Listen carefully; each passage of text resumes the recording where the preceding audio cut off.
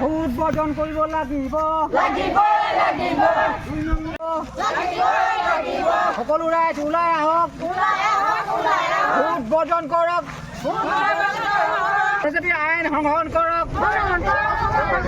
জনজাতি আইন সংৰক্ষণ কৰক এই ভোট বৰ্জন কৰাৰ কথাটো হ'ল আজি এই কাৰ্যসূচীটো মানে আমি বহুতবাৰ আমি ইলেকশ্যন কমিশ্যনাৰ পৰা আদি কৰি আমি মন্ত্ৰী মহোদয়ৰ পৰা আদি কৰি গোটেই অফিচে মানে ঘেকেটি ফুৰিলোঁ আমি ক'তো মানে এই ডিলিমিশ্যনৰ আমি সমিধান নাপালোঁ গতিকে আমাৰ এই জনজাতি ৱাৰ্ডটো আমাক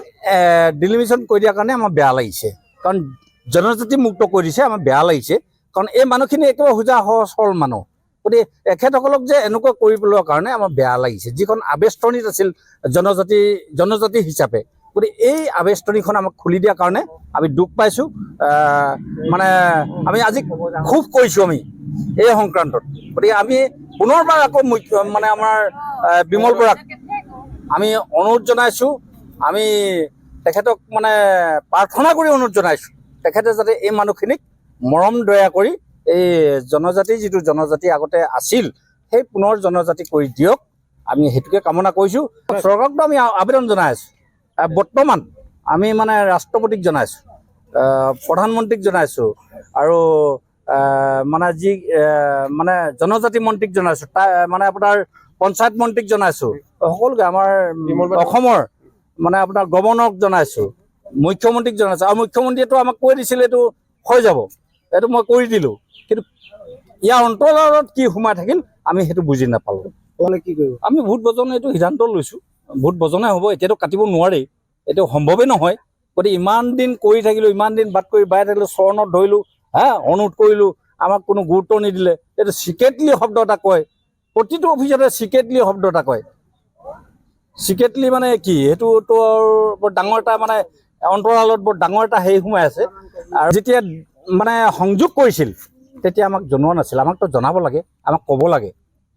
গতিকে আমি যেতিয়া কাতি বিহু হৈছিল নখাত পথাৰখন লেঙেৰী পথাৰ যেতিয়া কৈছে আমাৰ তেতিয়া মনত মানে এটা হেৰি সোমালে এইটো কি হ'ব পাৰে প্ৰশ্নবোধক এইটো কি হ'ব পাৰে তেতিয়াই আমি এইখিনি আগবাঢ়ি গৈছোঁ আমাৰ গাঁওখিনি কৰিম তেখেতসকলৰ বাবে দিব আমি তাত মানে গণ্ডগোল নকৰোঁ আমাৰ অন্যায় নকৰোঁ আমি বিশেষকৈ অন্যায় নকৰোঁ আমি শান্তভাৱে কৰি আছোঁ এতিয়াও গণতান্ত্ৰিকভাৱে আমি কৰি আছোঁ কিন্তু সিহঁতেহে দুৰ্নীতি কৰি আছে সিহঁতে এইটো কাৰণে হৈছে যে আমি পূৰ্বপুৰুষৰ পৰা এটা পঞ্চায়ত আমি দি আছিলোঁ আকৌ যাম মানে কি হ'ল আমি যেনেকৈ পোনপটীয়াকৈ আছিলোঁ তেনেকৈ আমি থকাটো আমি বিমল ডাঙৰ ছাৰক ক'লোঁ আমাৰ অধিকখিনি মানে মাননীয় গোটেইখিনি কোৱা হ'ল আমি অলৰেডি মানে দিল্লীলৈকে আমাৰ প্ৰেৰণ কৰা হ'ল এতিয়ালৈকে আমাৰ সেইটো অলৰেডি ৰিজাল্টটো অহা নাই সেইকাৰণে আমি গোটেই ৰাইজে মানে সিদ্ধান্ত লোৱা হৈছে যে আমি ভোট পৰ্যন্ত হোৱা হ'ব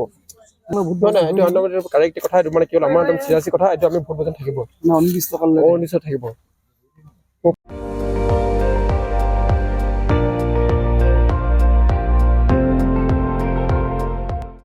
আপুনি চাই আছে ND24